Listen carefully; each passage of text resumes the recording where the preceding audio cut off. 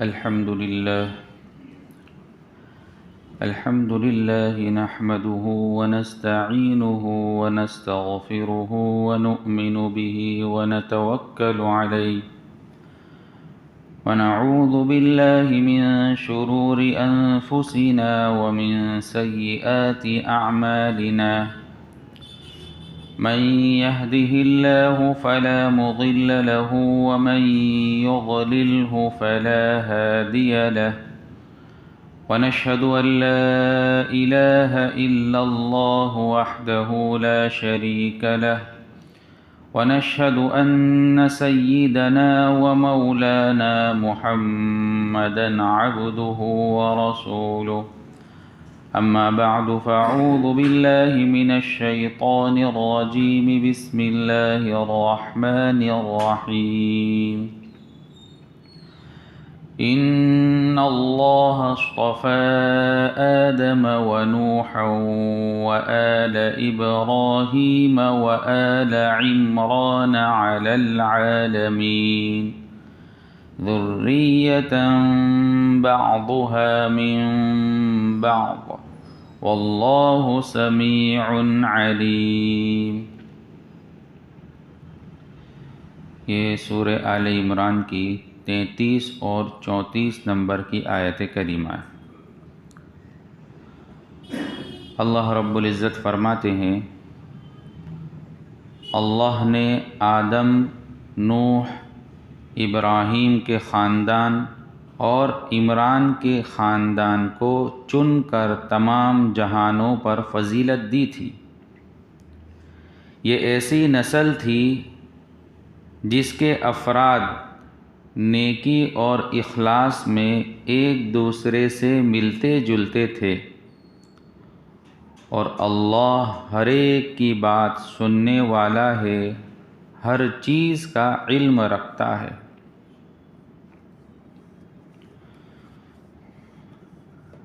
پہلی آیت میں اللہ کے رسول صلی اللہ علیہ وسلم کو تسلی دی جا رہی ہے کہ بڑے بڑے نبی دنیا میں گزرے، اور خاص طور سے یہاں 3 نبیوں کا ذکر فرمایا کہ اللہ رب العزت نے ان کو بڑا اونچا مقام عطا فرمایا تھا، لیکن پھر بھی ان کی نافرمانی کرنے والے دنیا میں موجود تھے۔ جس آدمی کو، جس شخص کو نبی کے نبی ہونے میں شک ہو، شبہ ہو، تو پھر وہ آدمی اس نبی کو نبی نہیں مانتا۔ جہاں شک اور شبہ ختم ہوتا ہے، وہاں سے یقین کی ابتدا ہوتی ہے۔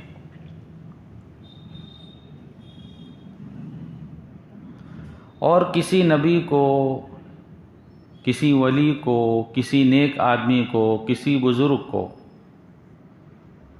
صرف ماننا ہی کافی نہیں، بلکہ ماننے سے آگے ایک اسٹیپ یہ ہے کہ وہ جس طرح زندگی گزار کر گئے ہیں اس طرح زندگی گزاری جائے۔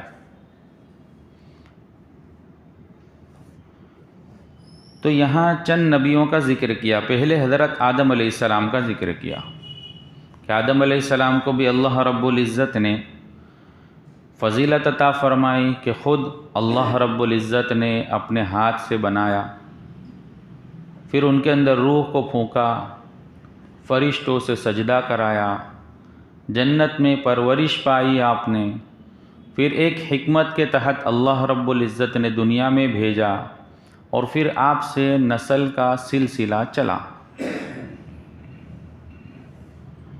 پھر حضرت نوح علیہ السلام کا ذکر فرمایا کہ حضرت نوح علیہ السلام، نوح اصل میں کہتے ہیں نوحہ سے، نوح کا مطلب ہوتا ہے بہت زیادہ رونے والا۔ حضرت نوح علیہ السلام چونکہ بہت روتے تھے، اس وجہ سے ان کا لقب ہی نوح رکھا اور نوح سے مشہور ہوئے، حالانکہ آپ کا اصل نام عبد الغفار تھا، لیکن نوح سے مشہور ہوئے۔ تو مشہور وہ طوفان کا قصہ آپ کے زمانے میں پیش آیا۔ اللہ رب العزت کے ماننے والوں کے علاوہ اللہ نے ہر ایک کو ہلاک کر دیا، تو اس لیے آپ کا بھی ذکر فرمایا۔ پھر آل ابراہیم یعنی ابراہیم کی اولاد، ابراہیم کا کٹمب، کہ اللہ رب العزت نے اس کو بھی بلند مقام عطا فرمایا کہ حضرت ابراہیم علیہ السلام وہ نبی ہے کہ جن کا گھرانہ ہی نبیوں کا تھا۔ حضرت ابراہیم علیہ السلام خود نبی ہے۔ حضرت ابراہیم علیہ السلام کے دو بیٹے حضرت اسماعیل اور حضرت اسحاق، وہ دونوں نبی۔ پھر حضرت اسحاق علیہ السلام کے بیٹے حضرت یعقوب علیہ السلام، وہ نبی ہے۔ پھر حضرت یعقوب علیہ السلام کے بیٹے حضرت یوسف علیہ السلام، وہ نبی ہے۔ تو نبیوں کا پورا خاندان تھا وہ۔ پھر اللہ رب العزت نے آل عمران کا ذکر فرمایا کہ ہم نے عمران کے خاندان کو، عمران کے کٹمب کو بھی بلند مقام عطا فرمایا۔ اب یہاں جو سورت کا نام رکھا گیا آل عمران، اس کے ساتھ مناسبت ہے کہ عمران کے کٹمب کو بھی ہم نے فضیلت والا بنایا۔ اب عمران سے کون عمران مراد ہے؟ تو ایک تو حضرت موسیٰ علیہ السلام کے والد کا نام بھی عمران تھا اور وہ بھی بڑے نیک آدمی تھے، اور دوسرے یہاں جو ذکر ہے حضرت مریم علیہ السلام کے والد کا نام عمران، حضرت عیسیٰ علیہ السلام کے نانا کا نام بھی عمران تھا، تو یہاں وہ عمران مراد ہے۔ دونوں قول ہو سکتے ہیں، لیکن زیادہ قرین قیاس یہ ہے کہ یہاں حضرت عیسیٰ علیہ السلام کے نانا عمران کا ذکر ہے، چونکہ اب یہاں حضرت عیسیٰ علیہ السلام کے حالات شروع ہوں گے اور ان کا تذکرہ ہو رہا ہے، تو پہلے ان کے نانا کا ذکر کیا گیا۔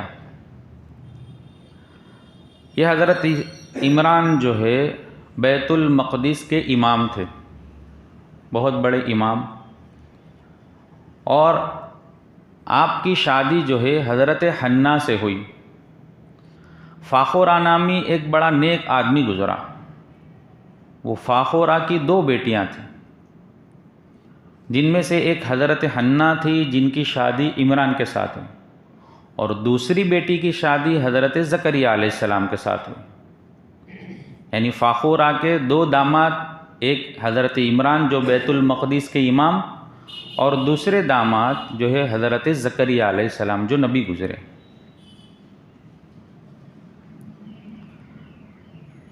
آل عمران اسی مناسبت سے اس سورت کا نام بھی آل عمران رکھا گیا۔ پھر آگے بتلایا گیا کہ ذریۃ بعضھا من بعض، کہ یہ ایسے تھے کہ نیکی اور اخلاص کے اندر ملتے جلتے تھے، یعنی ہر ایک کا کام ایک تھا، ہر ایک کا مقصد ایک تھا۔ پھر آگے اللہ رب العزت نے وہی عمران کے خاندان کا ذکر فرما رہے ہیں، آگے ان کے واقعات بتلا رہے ہیں۔ اللہ رب العزت نے نبیوں کا جہاں ذکر فرمایا تو موسیٰ علیہ السلام کا بھی ذکر بہت فرمایا قرآن میں، ابراہیم علیہ السلام کا بھی ذکر ہے، اور دوسرے کئی نبیوں کا ذکر فرمایا۔ تقریباً 25 نبیوں کا ذکر قرآن میں موجود۔ لیکن جہاں حضرت عیسیٰ علیہ السلام کا ذکر آتا ہے تو اللہ نے عیسیٰ علیہ السلام کے بارے میں جو تذکرہ کیا ہے قرآن میں، وہ کسی نبی کے بارے میں نہیں کیا۔ حضرت عیسیٰ علیہ السلام کا ذکر، حضرت عیسیٰ علیہ السلام کی امی کا ذکر، حضرت عیسیٰ علیہ السلام کے نانا کا ذکر، حضرت عیسیٰ علیہ السلام کس طرح پیدا ہوئے اس کا ذکر، حضرت عیسیٰ علیہ السلام کی امی نے سواوڑ میں کیا کیا کھایا، کس طرح کیا، کیا کرتے تھے، اس کا ذکر، ساری چیزیں اللہ نے قرآن میں ذکر فرمائی۔ اس کی کیا وجہ ہو سکتی ہے؟ اس کی وجہ علماء نے یہ لکھی ہے کہ یہ اس امت کی خصوصیت بیان کی جا رہی، اور وہ یہ ہے کہ یہ وہ نبی ہے جو آخری زمانے میں دنیا میں واپس آنے والے، اور اس امت کے ساتھ مل کر دین کا کام کرنے والے۔ تو یہ امت وہ امت ہے جو کسی ایک نبی کے ساتھ مل کر دین کا کام کرنے والی ہے آخری زمانے میں۔ تو اس امت کو یہ بتلایا جا رہا ہے کہ جو نبی واپس آنے والے ہیں اور جن کے ساتھ تمہیں کام کرنا ہے تو ان کو تم اچھی طرح پہچان لو۔ تو ان کا تذکرہ اللہ نے کھول کھول کر بیان کیا کہ ان کی امی یہ، نانا یہ، وہ اس طرح ہوں گے، اس طرح پیدا ہوئے، ایسے سارے حالات بیان کیے تاکہ یہ امت اچھی طرح پہچان لے کہ یہ وہ نبی ہے جن کا تذکرہ اللہ کھول کھول کر بیان فرما رہے۔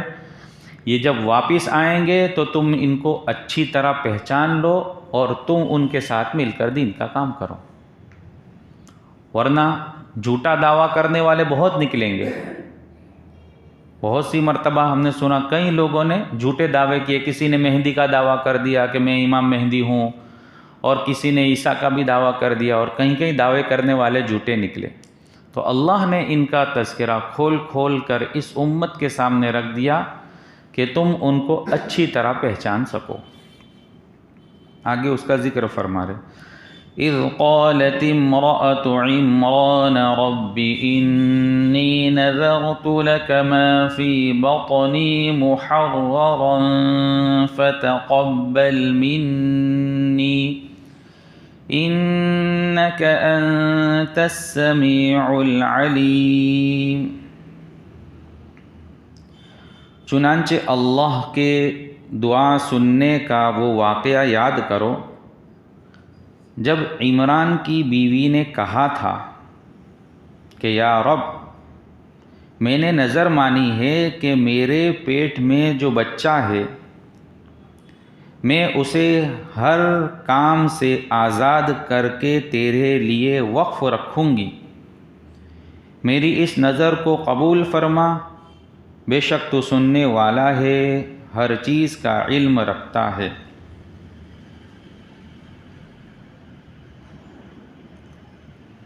حضرت مریم علیہ السلام کی پیدائش کا ذکر ہو رہا ہے کہ ان کی امی، ان کے والدہ حضرت حنا، جن کی شادی ہو چکی تھی اور ایک لمبی عمر تک آپ کی کوئی اولاد نہیں ہوئی،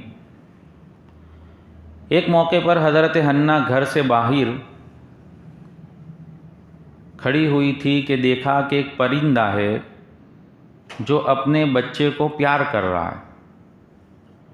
تو وہ نظارہ دیکھ کر حضرت حنا کے دل میں ایک ولولہ پیدا ہوا، ایک شوق پیدا ہوا کہ میرا بھی بچہ ہونا چاہیے تاکہ میں بھی اس طرح اپنے بچے کو پیار کر سکوں۔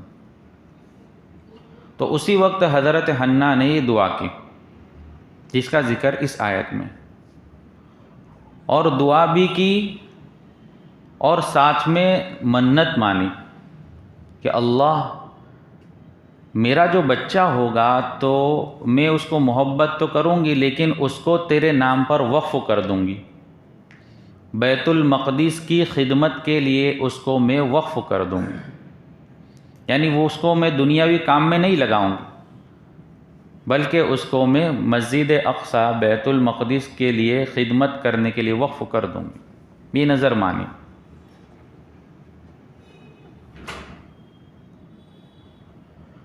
نظر ماننا، ہر وہ چیز جس کی شریعت میں نظیر موجود ہو، ایسی چیز کی نظر ماننا جائز ہے۔ جیسے مثال کے طور پر کسی نے نظر مانی، منت مانی کہ میرا یہ کام ہو جائے گا تو میں اتنی رکعت نماز پڑھوں گا، تو اب نماز کی نظیر چونکہ موجود ہے، نماز عبادت میں پڑھی جاتی ہے، تو اس طرح کی منت ماننا جائز ہے۔ میرا یہ کام ہو جائے گا، میں اتنے روپے صدقہ کروں گا، اللہ کے راستے میں خرچ کروں گا، جائز ہے۔ لیکن ایسی نظیر کہ جس کی نظیر شریعت میں موجود نہ ہو، ایسی چیز کی نظر ماننا جائز نہیں۔ جیسے مثال کے طور پر میرا یہ کام ہو گیا تو میں اوپر سے ڈائی ماروں گا، اب یہ کوئی عبادت نہیں ہے، کوئی ایسی چیز نہیں ہے کہ جس کی نظیر موجود ہو۔ یا میرا یہ کام ہو گیا تو میں اتنی مرتبہ اجمیر جاؤں گا مثال کے طور پر، تو اب یہ اجمیر جانا یہ کوئی عبادت نہیں ہے جس کی عبادت کے اندر اس کی کوئی نظیر نہیں ہے۔ تو اس طرح کی منت ماننا جائز نہیں۔ اب رہا مسئلہ حضرت حنہ کے منت کا، کہ حضرت حنہ یہ منت مان رہی ہے کہ میرا ایک بچہ اگر ہوگا تو میں اس کو مسجد اقصیٰ کے لیے وقف کر دوں گی۔ حضرت تھانوی رحمۃ اللہ علیہ نے اس کی تشریح کی کہ شریعت محمدی میں، ہماری شریعت میں، ہر ایسی منت جس کا تعلق دوسرے سے ہو، جس کا بوجھ دوسرے پر آتا ہو، ایسی منت بھی ماننا جائز نہیں۔ جیسے اس کے اندر مثال کے طور پر حضرت حنہ نے منت مانی کہ بیٹا پیدا ہوگا میرا بچہ تو میں اس کو وقف کر دوں گی، تو یہ بوجھ اور کام کس پر آیا؟ بیٹے پر آیا، ان سے کوئی تعلق نہیں، بیٹے پر آیا۔ حالانکہ ان کی بھی قربانی لگی کہ اپنا بیٹا گویا خدمت کے لیے دینا۔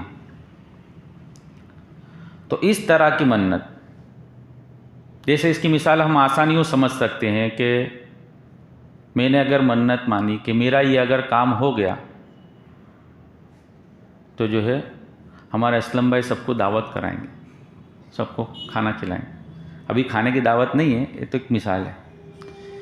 تو یہ منت میں نے مانی کہ بھائی میرا یہ کام ہو گیا تو اسلم بھائی دعوت کرائیں گے، تو یہ اسلم بھائی کا کراؤ۔ تو ایسی منت جس کا بوجھ دوسرے پر آتا ہو، ایسی منت کی شریعت محمدیہ میں اجازت نہیں ہے۔ جس کو کہیں گے کہ نانی ماں کی حلوائی کی دکان پہ نانی ماں کا فاتحہ، کہ اپنا کام ہو اور دوسرے کے اوپر بوجھ آوے، تو اس طرح کی منت کی اجازت نہیں۔ تو حضرت حنہ نے یہ منت مانی کہ میرا اگر بیٹا ہوگا تو میں اس کو وقف کر دوں گی۔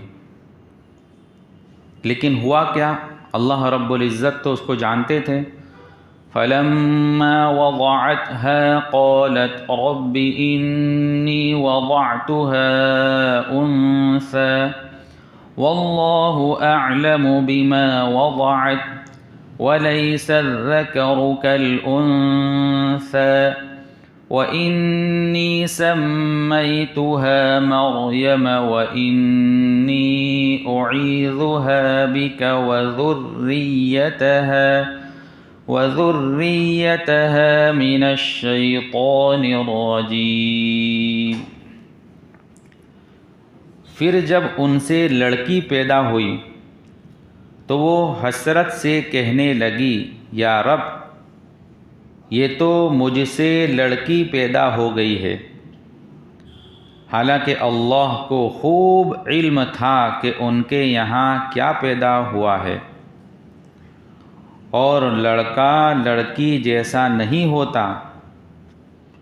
میں نے اس کا نام مریم رکھ دیا ہے، اور میں اسے اور اس کی اولاد کو شیطان مردود سے حفاظت کے لیے آپ کی پناہ میں دیتی ہوں۔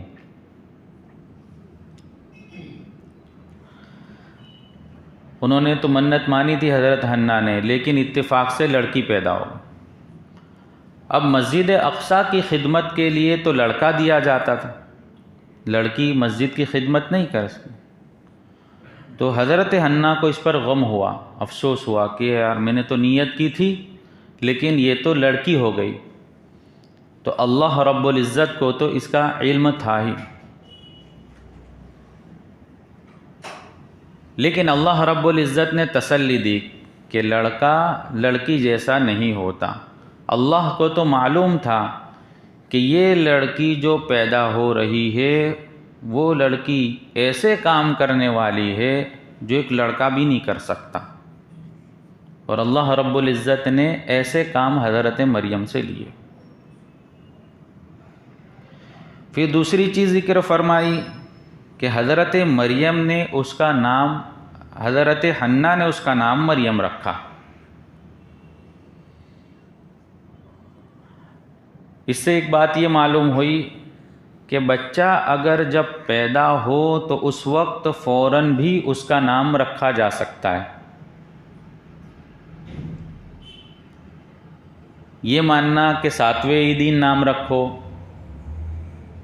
یہ 7ویں دن تو ایک اس کی حد بتلائی گئی کہ اس دن اگر نام رکھنا چاہو تو اس کے بعد جو ہے نہ رکھے، بلکہ اس سے پہلے ہی نام رکھ لیا جائے، تو پہلے دن بھی نام رکھ سکتے ہیں۔ دوسری چیز ذکر فرمائی کہ میں نے اس کا نام مریم رکھا، یعنی ایک ماں کو بھی اس بات کا حق ہے کہ وہ اپنے بچے کا نام رکھ سکتی ہے۔ جو آج ہمارے وہاں ایک رواج ہے کہ پھوپھی نام رکھے، اب جو ہے وہ پھوپھی کو تیار کرتے ہیں کہ یہ نام رکھو، کیا نام رکھے، وہ ڈسکس ہوتی ہے نے وہ جو ہے نام رکھتے ہیں۔ تو اس کا بھی رد کیا گیا کہ کوئی ضروری نہیں کہ کوئی پھوپھی نام رکھے، بلکہ ایک ماں بھی جو ہے اس کا نام رکھ سکتی ہے۔ تیسری چیز، حضرت حنہ نے یہ دعا کی کہ اللہ رب العزت جو ہے میری ہونے والی اولاد اور اس کی اولاد، اس کو اللہ رب العزت شیطان مردود سے محفوظ رکھے۔ اللہ رب العزت نے وہ بھی دعا قبول کی، جس کا ذکر حدیث میں یوں آتا ہے کہ جس وقت حضرت مریم پیدا ہوئی تو اس وقت شیطان جو ہے اس کی عادت کے مطابق، جو عام طور سے سب بچوں کے اندر شیطان کرتا ہے، جو حدیث میں اس کا ذکر ملتا ہے کہ جب بچہ پیدا ہوتا ہے تو شیطان اس بچے کو کمر میں انگلی مارتا ہے، تو اس انگلی مارنے کی وجہ سے بچہ زور سے روتا ہے۔ تو حضرت حنہ کی دعا کی برکت یہ ہوئی کہ شیطان جو ہے حضرت مریم کو اور پھر حضرت مریم کے بیٹے حضرت عیسیٰ کو انگلی نہیں مار سکا۔ تو جس کا ذکر ہے کہ شیطان انگلی مارتا ہے، حدیث میں جس کا ذکر آتا ہے، تو اسی لیے شریعت نے یہ قاعدہ بتلایا کہ جب بچہ پیدا ہو تو چونکہ اب شیطان انگلی مار چکا ہے تو اس کے سیدھے کان میں اذان اور الٹے کان میں اقامت کہی جائے، تاکہ وہ شیطان کا اثر ختم ہو جاوے اور پہلے ہی وہ اللہ کا نام سن لے۔ تو یہ طریقہ شریعت نے بتلایا۔ تو اللہ رب العزت نے یہاں حضرت حنہ کا اور ان کے بعد حضرت مریم کی پیدائش کا ذکر فرمایا۔ اس کے بعد اللہ رب العزت حضرت عیسیٰ اور حضرت مریم اور ان کے ساتھ کیا کیا حالات ہوئے ان کا تذکرہ فرماتے ہیں، جس کو ہم انشاءاللہ پھر سنیں گے۔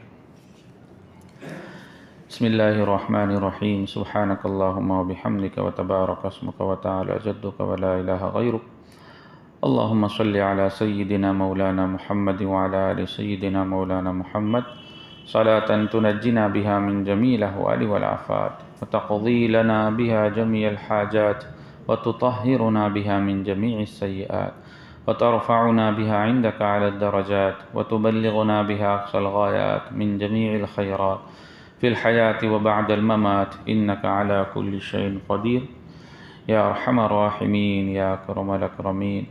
یا اللہ ہم تمام کے گناہوں کو معاف فرما، تمام کی خطاؤں سے درگزر فرما۔ یا اللہ اپنے فضل کا معاملہ فرما، یا اللہ اپنے فضل کا معاملہ فرما۔ یا اللہ تیری اطاعت والی زندگی نصیب فرما، تیری نافرمانی والی زندگی سے حفاظت فرما۔ یا اللہ ایسے کاموں کے کرنے کی توفیق عطا فرما جس سے تو راضی ہوتا ہے۔ یا اللہ ایسے کاموں سے حفاظت فرما جس سے تو ناراض ہوتا ہے۔ یا اللہ پوری امت مسلمہ کی حفاظت فرما، پوری امت مسلمہ کی مغفرت فرما، پوری امت مسلمہ کی مغفرت فرما، امت مسلمہ کے حال پر رحم فرما، سنت والی زندگی نصیب فرما، زندگی کے ہر شعبے میں آقا صلی اللہ علیہ وسلم کے طریقوں کو اپنانے کی توفیق عطا فرما، آپ کے طریقوں سے محبت عطا فرما، غیروں کے طریقوں سے نفرت عطا فرما، غیروں کے طریقوں کو زندگی سے نکالنے کی توفیق عطا فرما۔ یا اللہ ہمارے بیماروں کو شفا عطا فرما، مقروضوں کی قرضوں کی ادائیگی کی شکل صورتیں پیدا فرما، حاجت مندوں کی حاجتیں پوری فرما۔ یا اللہ جو جس لائن سے پریشان ہے ہر ایک کی پریشانی کو اپنے فضل سے دور فرما۔